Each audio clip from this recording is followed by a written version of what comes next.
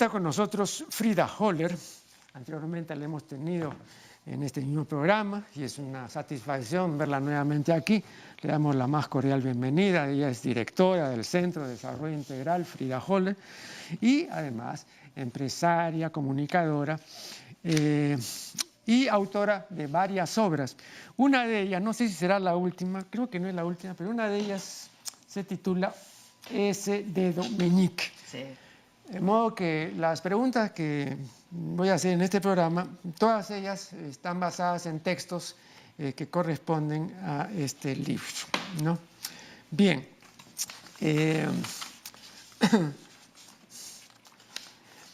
Estuve revisando la última edición del diccionario de la Academia y busqué la palabra autoestima. Y allí la siguiente definición: valoración positiva que generalmente uno hace de sí mismo. Entonces yo me dije, ¿generalmente?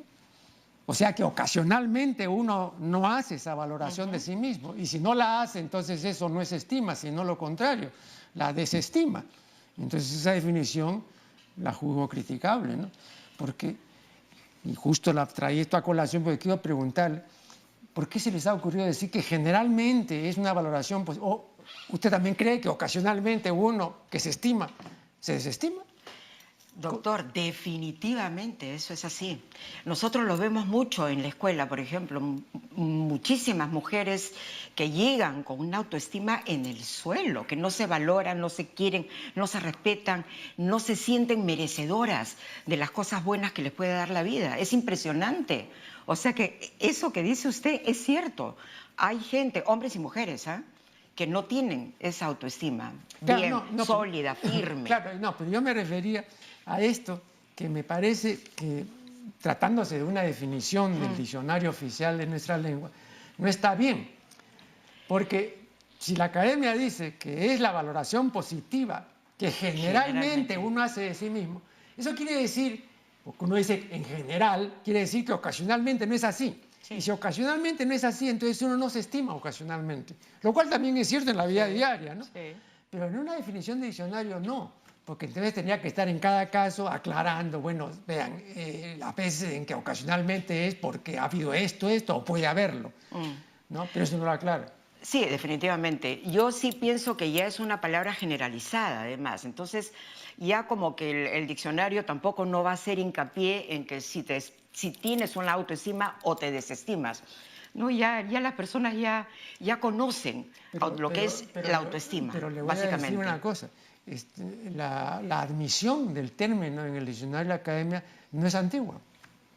Vea, si no me equivoco, es de la edición anterior, no de esta última, que es del año 2014, sino me parece que le dio cabida el 2001, que es la penúltima edición del diccionario, ¿no? Pero antes no había, y no se hablaba tampoco en los manuales de psicología y en obras de ese orden, de la autoestima. ¿Y qué se decía entonces? Las palabras, bueno, mira, ¿te valoras? No.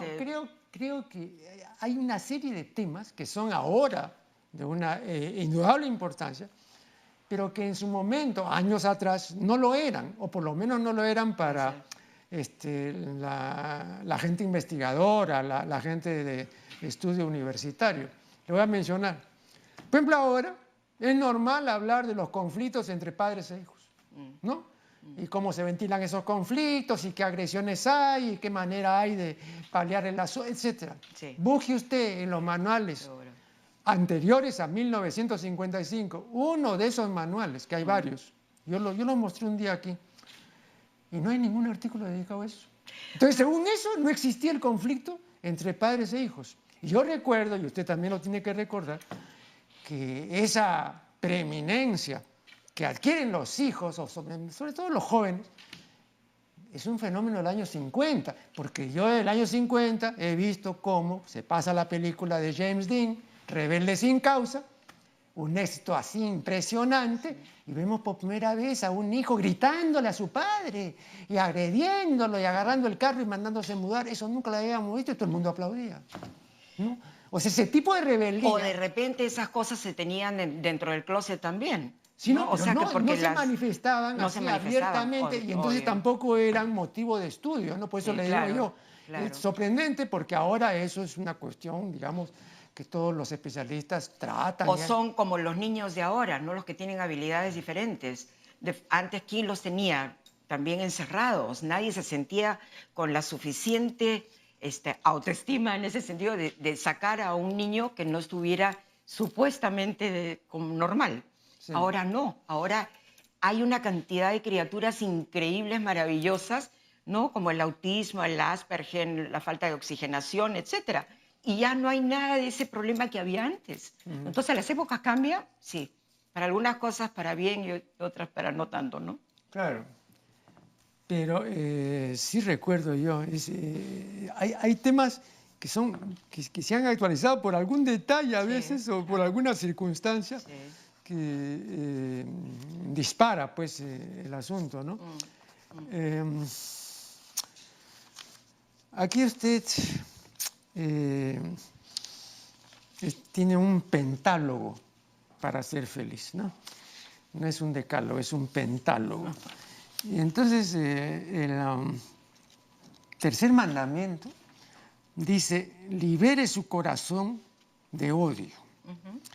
Bien.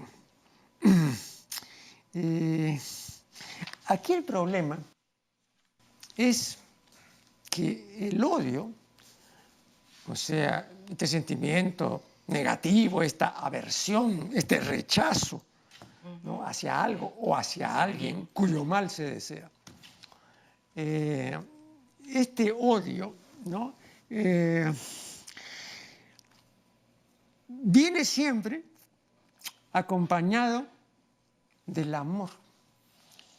Lo que quiero decir con esto es que si usted hace una retrospectiva en la historia del amor, ¿no? Desde el punto de vista de la evolución de este sentimiento, el amor nunca existe solo. Entonces, el amor existe, pero con el odio. En cambio, el odio sí puede existir sin el amor.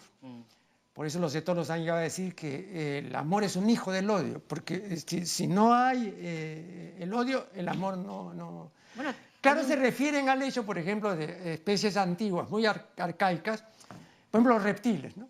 Ahí ellos solamente tienen la destrucción, la agresión, ¿no? Pero en las especies donde ya hay pareja, ¿no es cierto? O sea, donde haya comportamiento de cría. Entonces, la primera manifestación del amor es la protección de la cría, ¿no? Ahí ya se puede hablar, digamos, de un vínculo individual. Pero entre los cocodrilos no hay vínculo individual. Entonces, no hay, pues, el amor. Solamente hay... Bueno, también hay ese dicho, ¿no? Que del amor al odio hay solo un paso. Claro. ¿No? O sea, que tiene sentido de alguna manera también. Pero yo ahí obviamente me refiero que hay que llenar el corazón de amor y no de odio, ¿no? Entonces, y hay que tratar, es que tenemos que tratar de hacerlo, por lo menos, para poder vivir en paz, con tranquilidad, con buena autoestima, queriéndonos también. Y no es una cuestión de egoísta o no es una cuestión tampoco de saber que es soberbia, que te quieres, eres soberbia. No, no estamos hablando absolutamente nada de eso. Estamos hablando de algo normal en el ser humano. El quererse, el valorarse, el tenerse amor. Sí, pues. Claro. Pero como digo, también ahí habría que, eso después lo podemos ver, de introducir algunas variables, ¿no? Digamos, hay cierto tipo de comportamientos, ¿no? Que no son naturales, por decirlo así. Y esto lo conversaba hace algunas semanas con un invitado, ¿no? Pero según, digamos, clases sociales. Entonces yo, por ejemplo, le decía, ¿no? Por ejemplo, para nosotros, darnos besos, el beso en la boca, es lo normal, ¿no? Pero, por ejemplo, usted va a la sierra y eso no existe. Yo no he visto nunca, digamos, a la gente de la sierra besarse, ¿no? Y para ellos igual, eso no quiere decir que no tengan ese amor que Claro. Claro. Claro, lo que pasa yo también creo que tiene que ver mucho con tradiciones, con costumbres, ¿no? Y así en todas partes del mundo, ¿no? O sea, para nosotros es casi normal a la pareja darle un beso en la boca. Pero, por ejemplo, a mí no me gusta mucho cuando papá o mamá les da besos en la boca a los niños, por ejemplo. No me parece una Pero, manifestación por ejemplo, a propósito, saludable. por ejemplo, y usted hablando del beso, ¿no? Dice, ¿no? Que el jefe no debe, o al revés, ¿no? La secretaria. No debe haber besos, así es, en las oficinas. No debe dar a sus compañeros de trabajo. Sí. Bueno, pero hasta donde yo leí no establece una razón. ¿Cuál es la razón? A ver, si nosotros... En el caso de la criatura podríamos alegar, digamos, la parte higiénica. Digamos. Sí, claro, definitivamente es por eso. Ya. A ver, el beso se constituyó ¿por qué y cómo? Como un acto de amor, de pasión, de afecto. ¿Hacia quién? Hacia una persona que uno quiere y le tiene un afecto especial o uno ama. Pero ¿por qué se lo tiene que dar a todo el mundo en una oficina? En la oficina, a un centro laboral se va ¿a qué? A trabajar, a laborar, ¿no? Basta con un saludo, buenos días, que tengan un lindo día, hola, ¿cómo están? ¿Cómo han amanecido? Lo que quieran. Pero ¿por qué besos? El beso es totalmente social, no es laboral, no es empresario, no es. Entonces, y además, cuando uno comienza con chicas jóvenes que besan al jefe, y ya se comienza a deteriorar las relaciones laborales también, ¿no? Entonces, mejor es un saludo. ¿Cuál es el mejor saludo, doctor? Usted sabe también eso. ¿Qué es el apretón de manos? Ese es el mejor saludo, pero no un beso social en un centro laboral. No estoy de acuerdo. Bien, vamos a hacer aquí la primera interrupción y ya retornaremos.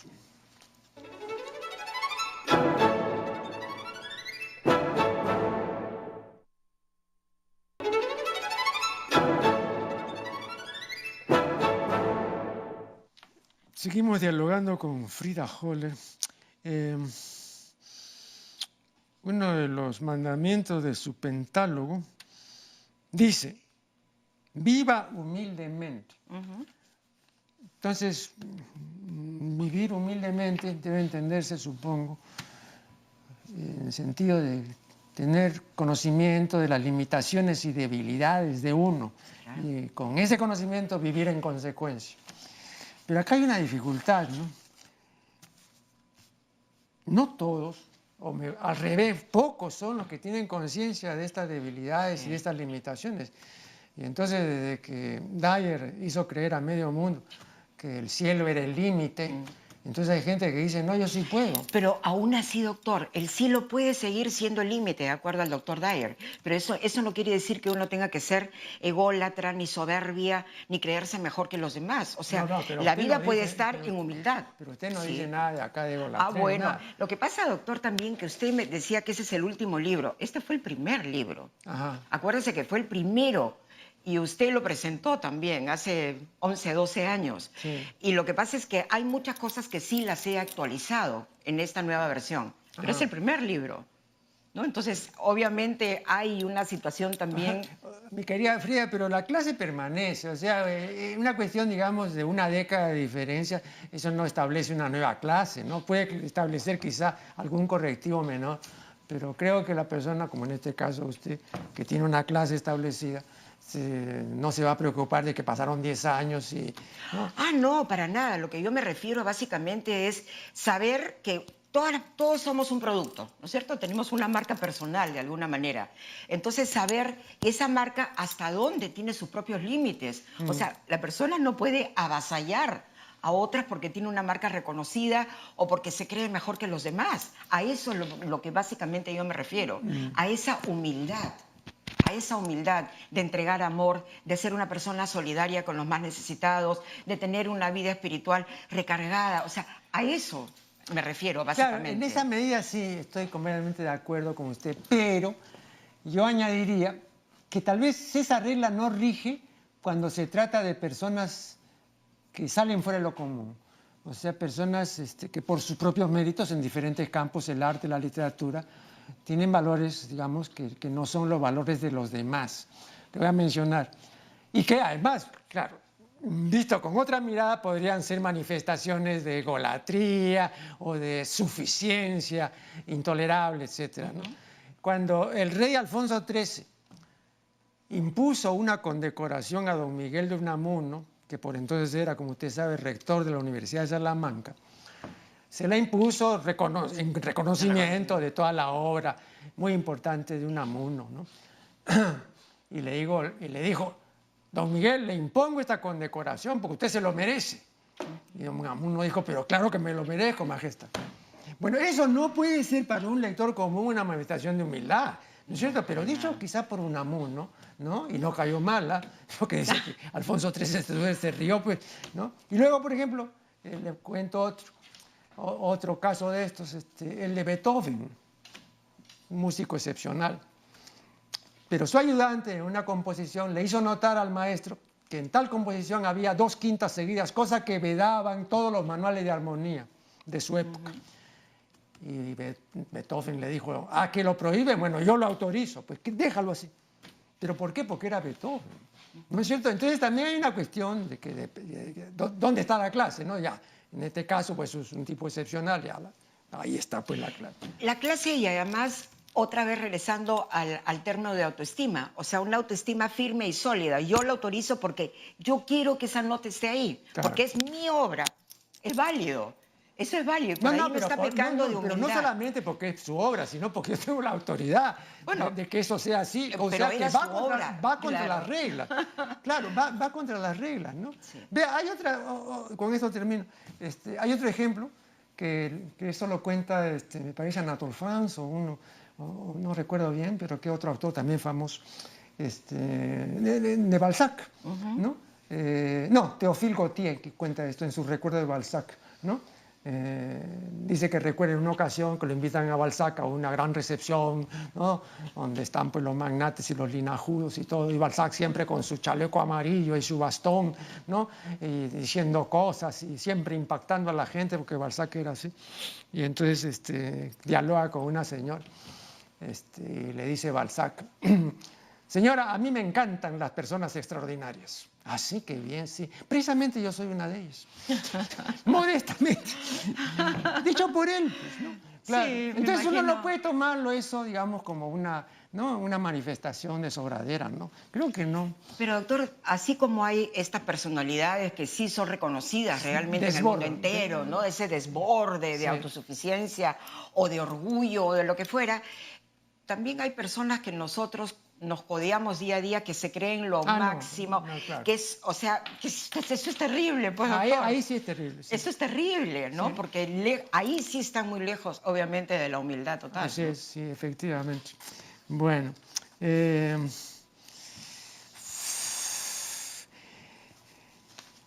aquí dice usted, hablando del cambio, la gran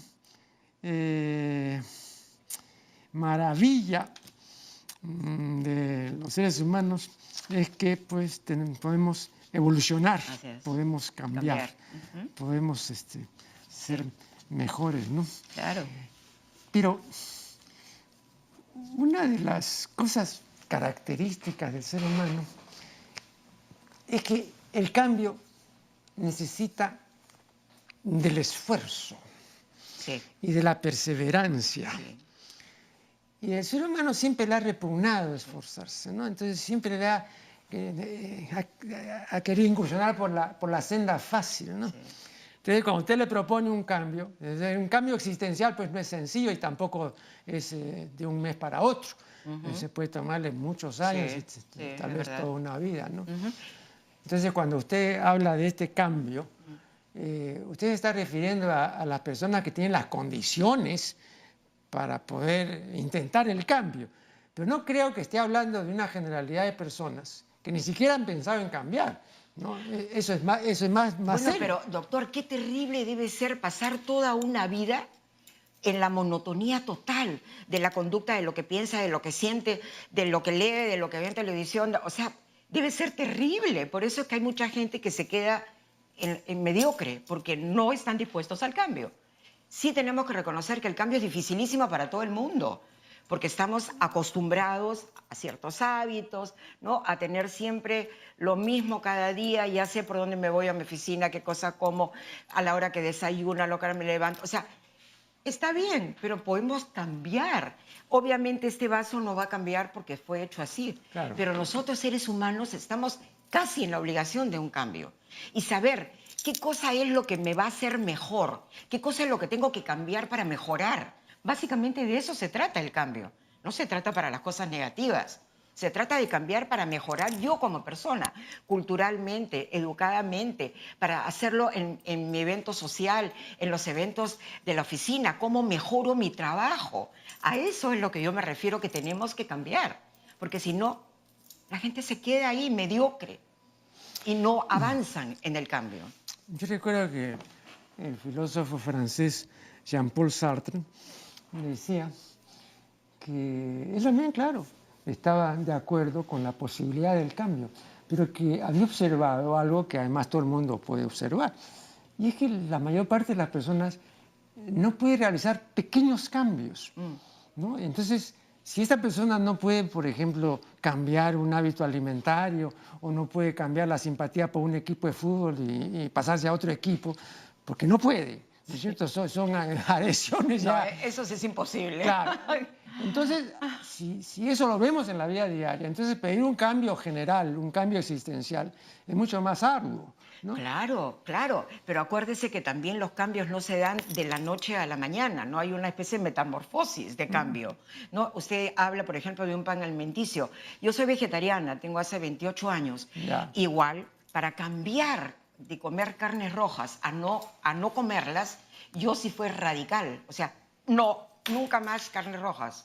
Y así fue nunca más, hasta que mi organismo se acostumbró a no, y después seguí comiendo carnes blancas, y después con el tiempo ya tomé la decisión que tampoco es pollo ni pavo, ¿no? Entonces sí como pescado, pero ha sido gradual a través de los años, ¿no? O sea, yo no pude cambiar de frente, voy a ser vegana, o sea, no, porque, por ejemplo, sigo comiendo chocolate, soy lacta y ova porque me encantan los chocolates. Entonces digo, bueno, pues, ¿para qué voy a dejar mi gusto personal? ¿No? Entonces, hay cosas que uno tiene que conocerse para saber qué es lo que debería, de alguna manera, cambiar y qué cosa no debo cambiar. Porque está funcionando y porque me va bien y porque estoy contenta y porque me levanto todos los días risueña y diciendo qué agradable, me voy a trabajar, me gusta lo que hago. Eso no lo voy a cambiar. Claro. Pero lo que me afecta de alguna manera y que no me hace feliz, sí deberíamos cambiar. ¿No es cierto? Bueno, yo creo, repito, según los tipos de gente, ¿no? En una etapa, hace ya años, yo estudié la teoría de los constitucionalistas, ¿no? O sea, los diferentes tipos de ser humano según las diferentes teorías, ¿no? Entonces, por ejemplo, para decirle, Spranger distingue, pues, ¿no?, al tipo político, al tipo económico, al tipo religioso, al artista, al comerciante. Son maneras de ser humano, ¿no? Entonces, no podemos ahí mezclar papas con camotes, Sí, claro, ¿no? Porque claro. cada uno tiene sendas, ¿no? Entonces, el problema, digamos, de establecer así pautas generales es que habría que aclarar en muchos casos a qué tipo de ser humano nos estamos refiriendo. Vamos a hacer acá un segundo pero, corte. doctor, antes que entre antes que me olvide también, lo que sí debería estar claro es que los congresistas no deberían cambiar de partido todo el tiempo, por ejemplo. Ahí sí hay una gran diferencia de cambio. Claro. Una nueva interrupción y ya regresaremos.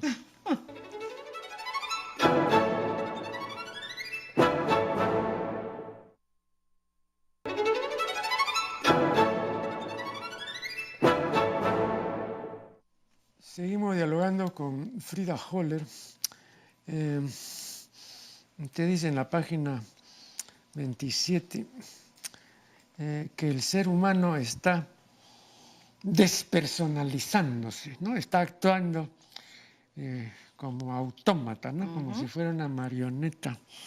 ¿Desde cuándo está actuando así? Uy, hace muchísimo tiempo. Yo creo que en realidad desde que ha entrado la tecnología con esa fuerza, se está deshumanizando, definitivamente. O sea, desde mediados de la década de 1980, porque ahí comienza, digamos, la llamada etapa cibernética y la sociedad digital posterior, ¿no? Que ya todo lo lo modificó. Sí. Ahora, definitivamente es un sistema necesario, actual, moderno, y hay que estar con la modernidad, de acuerdo. Pero yo detesto la idea de estar con personas y que estén todo el tiempo contestando el teléfono o que estén con... Porque ahora son los dedos que más utilizan de alguna manera, mandando mensajes, abriendo el Facebook. Es terrible, doctor. Entonces ya no hay conversaciones, ya no hay reuniones para conversar con los amigos, con la familia. Ya no hay, ¿no? Y yo le digo por experiencia, por ejemplo, cuando yo los domingos me reúno con mi familia, prohibido los celulares en la mesa, no son comensales, ¿no? Entonces nadie se levanta aunque suene el celular, ¿no? Entonces yo creo que tenemos que acercarnos más a esa etapa maravillosa de la conversación, ese contacto con las personas, ¿no? Un buen abrazo, pero no un beso que va al aire, por ejemplo, ¿no? O sea, hay una gran diferencia también eso. Entonces, creo que sí, la gente camina por la calle con los aparatos, la gente está donde esté con los aparatos tecnológicos, pero ya se está deshumanizando, definitivamente. Pero el problema, tal como yo lo veo, no sé si usted comparte este punto de vista, pero el problema es que es irreversible. Ah, sí. Entonces uno se puede quejar y uno puede decir que no debe ser así, que debería ser de otra manera, pero ya no podemos remontar la cuesta, ¿no? Entonces ahí sí está el problema, porque hay, digamos, un interés de la tecnología. Claro, ¿no? claro, bueno, es cierto. Imagínese usted todas las cosas que la tecnología ha estado llevando al celular. Sí. ¿no? Bueno. Claro, pero de alguna manera tenemos que saber cómo manejarlo, ¿no? Si estamos en eventos sociales, si estamos en un evento, qué sé yo, pues en la Cámara de Comercio y la gente se para corriendo. En las iglesias, doctor, la gente sale a contestar el teléfono, ¿no? Entonces, en el teatro suena el teléfono. Creo que el único teatro en el mundo donde piden, por favor, apagar los teléfonos es en el Perú. En ninguna parte del mundo sucede eso. Entonces, ¿que hay que racionalizarlo? Sí, hay que hacerlo. Entonces, estamos a tiempo con los niños. Yo hablo, por ejemplo, con mis nietas que tienen 7 años. Tienen su tablet, por supuesto, porque tienen que estar en la modernidad también. Pero ya saben que es 1 hora al día que lo pueden usar. No están todo el tiempo con la tablet. Igual que la televisión, también están un rato, ¿no? Entonces, arman rompecabezas. O sea, otras cosas que eran realmente importantes en la niñez de antes, ¿no? Ahora no, ahora todo es tecnológico. Y entonces, ¿en qué momento van a pensar? Ahora, yo creo que el asunto se conexiona íntimamente con un fenómeno general que aqueja a Occidente y que es el fenómeno de la extraversión, o sea, no de la introversión, que debiera haberlo, puesto que ahí estamos hablando de reflexión, de ensimismamiento, ¿no? De sosiego, ¿no? De consideración meditada, etc.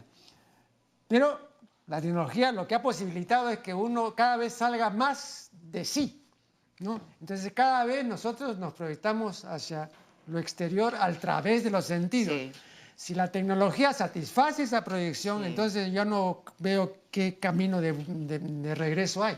No, obviamente, es muy difícil. Es muy difícil, porque ahora todo el mundo ventila su vida, ¿no? A través del Facebook, por ejemplo. Pero no es, perdón, ¿no? pero también no es culpa de la tecnología, porque depende de la educación que ha recibido ese ser humano. Sí.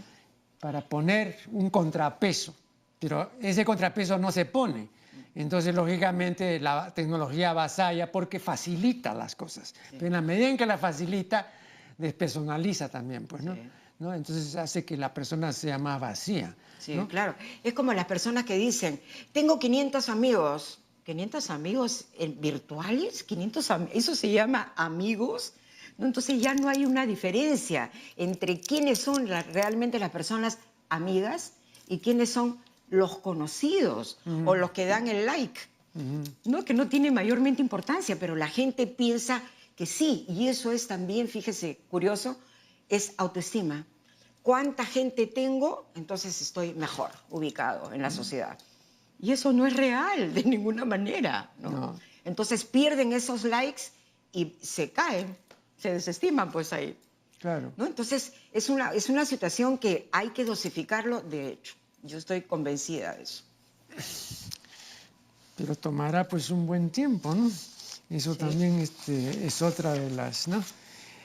Luego dice usted, no interesa la puntualidad ocasional, sino la puntualidad, ¿no? Como sistema. Sí. Claro, ¿no? Como un hábito. Como una forma de vida. Sí. Usted, pero vamos a poner, digamos, ejemplos que vienen a ser antipódicos, ¿no? Se ha hablado siempre de la puntualidad inglesa Sí. y de la impuntualidad peruana. Sí. Ahora, eso parece, en el caso de nosotros, una especie de distintivo, digamos, de la identidad nacional. Sí. ¿No? ¿Y a qué cree usted que se debe? Bueno, la hora peruana, ¿no? Y después vino la hora cabana, acuérdese, doctor, ¿no? Entonces son lastres que de verdad estamos jalando y que no hacen bien. Yo leía la vez pasada que el Perú está en el último lugar de puntuales de América Latina. Es una vergüenza. Yo no sé cómo la gente no se avergüenza al llegar tarde, por ejemplo, ¿no? Entonces, insisto, uno de los pocos países que el teatro sigue con las puertas abiertas cuando ya comenzó la obra. La gente que llega tarde, llega y se sienta, interrumpe. Entonces, esas cosas que yo insisto siempre en lo de mis libros, ¿no? Se debe a la falta de respeto y consideración, ¿no? ¿Dónde comienza? Por mí misma. Primero yo me tengo que respetar, me tengo que considerar, me tengo que querer para yo poder hacerlo con el resto de las personas a mi alrededor. Entonces, eso falta, ¿no? En los colegios, en todos los lugares, institucionalizar el respeto, ¿no? Pero no lo hacen. Entonces todo el mundo llega a la hora que quiere. Y es más, la gente, esa gente que nosotros hablábamos hace un rato, llega tarde, porque llegar tarde es sinónimo que todo el mundo voltea a mirar quién llegó. ¿No? Cosas que no tienen sentido en otros lugares, por cierto. Pero acá sí, en nuestra sociedad, sí. Llegar tarde es sinónimo de tener clase, cuando es una falta de educación, de respeto y de consideración increíble, ¿no? Entonces, tiene que haber en los colegios, ojalá PPK realmente pueda instituir, por ejemplo, la educación cívica en los colegios nuevamente, ¿no? Para poder tener respeto hasta por la bandera, respeto por el escudo, respeto por el himno, no caminar. Está sonando el himno nacional, la gente sigue caminando, ¿no? O hablando, conversando, riéndose, ¿no? Son cosas realmente lamentables que nos está pasando en nuestro país. Tiene que haber un cambio. Tiene que haber un cambio. Yo tengo la esperanza que tiene que haber un cambio. Pero, digamos, también eso puede ser un buen deseo, pero ¿cuáles son los canales de realización posible de esos deseos que son evidentemente positivos, ¿no? ¿Cómo? Cuando hay, digamos, un lastre, Sí, que ha tomado ya mucho tiempo también la formación de ese lastre, ¿no? Entonces, bueno, sanciones. Sanciones. O sea, tiene que haber sanción, ¿no? Si a un teatro uno le dicen, bueno, la función comienza a las 8 y 10, según el protocolo, 10 minutos de tolerancia. Se cierra la puerta y no entra usted hasta que no vengan los 15 minutos de intermedio. Pero tiene que haber sanciones. Doctor, ¿usted cree que en nuestro país todas las personas se pondrían el cinturón de seguridad si no hubiera la multa y atacaban el bolsillo? Nadie lo hubiera hecho, ¿no es cierto? Entonces tiene que haber ese tipo de mecanismos. Yo en la Municipalidad de Lima sacaría la bocina a todos los micros y a todos los taxis, por ejemplo. Así, anular la bocina. Salen, revisión técnica, saquen las bocinas. Porque se ha convertido en una jauría nuestra ciudad. Bueno, nuestra ciudad y todas las ciudades de nuestro país, ¿no? La bocina es impresionante. ¿Y eso qué es? Falta de respeto también, ¿no? Y así comenzamos a ver una serie de debilidades dentro de la sociedad también, que tiene que ver con eso. Pero también, perdón, a propósito de la bocina, pero también se puede ver, en este caso, al aumento impresionante del parque automotor. También, obvio. Imagínese usted, en los años 50 el parque automotor era pues muy reducido, ¿no? Pero han pasado pues ya muchos años y entonces el número de automóviles... Sí, pero doctor, eso no es una excusa. Colectivo. Pero eso no es una excusa. Yo acabo de venir de un viaje maravilloso. Es una explicación. Sí, donde he visto un parque automotor full también, ¿no es cierto? Y nadie toca bocina en países desarrollados. A nadie se le ocurre tocar una bocina, ¿no? Acá es una costumbre tocarla. Al contrario, quien no toca Qué raro que no toque bocina.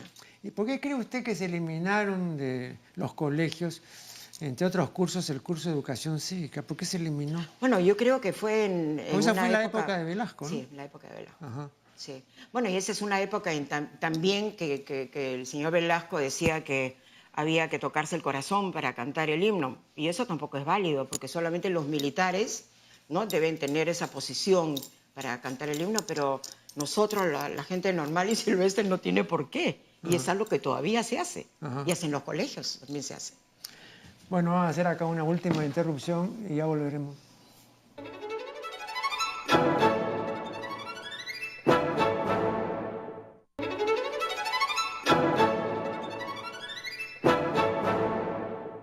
Bien, este es el último segmento de una conversación provechosa y muy amena con Frida Holler. Si usted tuviera que hacer una visión retrospectiva rápida, ¿cuántas generaciones o cuántas décadas tendría que remontarse para comenzar a hablar de lo que usted llama la nueva imagen de la mujer? Esa es una pregunta difícil de colocar años, ¿no? Décadas, porque yo creo que el desarrollo de la mujer ha venido dándose con el tiempo. No ha sido una hada marina, ni ha sido de un momento a otro. Ha tenido episodios fuertes y poco a poco.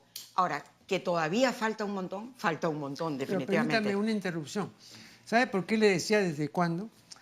Porque yo relaciono mucho este nuevo desenvolvimiento de la mujer con el advenimiento del feminismo del 60.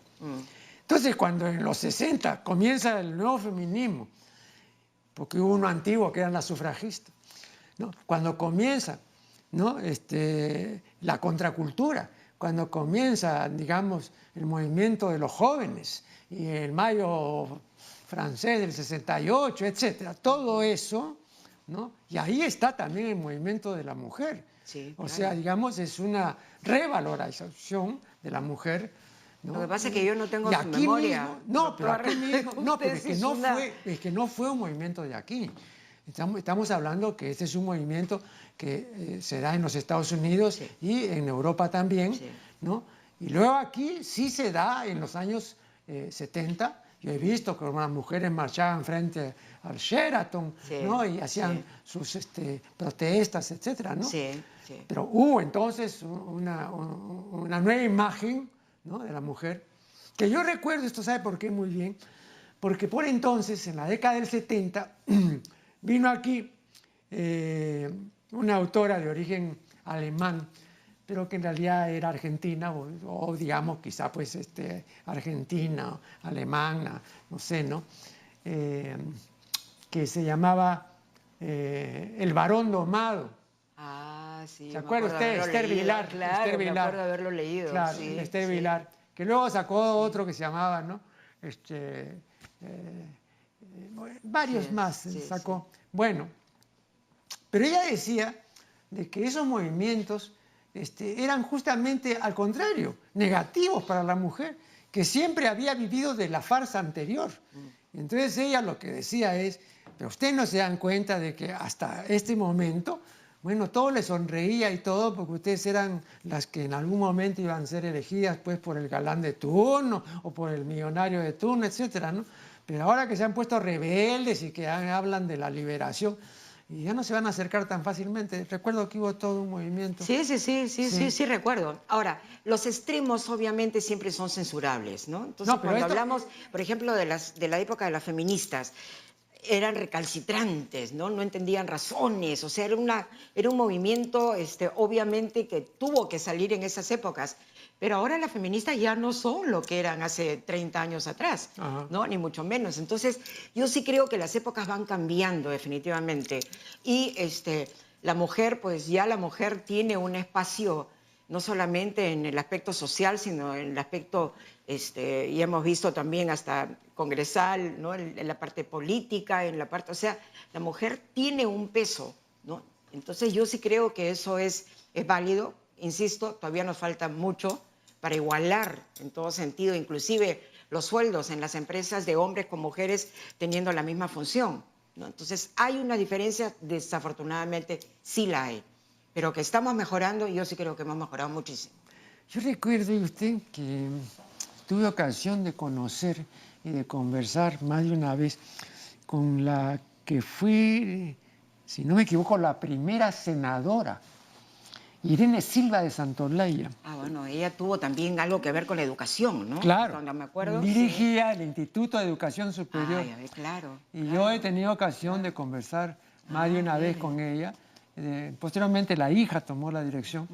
Pero esta era una mujer muy culta, ¿no? Una mujer muy centrada y que tenía ideas sumamente interesantes, ¿no? Y además muy abierta a todas las nuevas corrientes y todo. Y era una mujer mayor, ¿eh? Porque yo le estoy hablando de la de hace 50 años, fácil. Claro, fácil, ¿no? claro.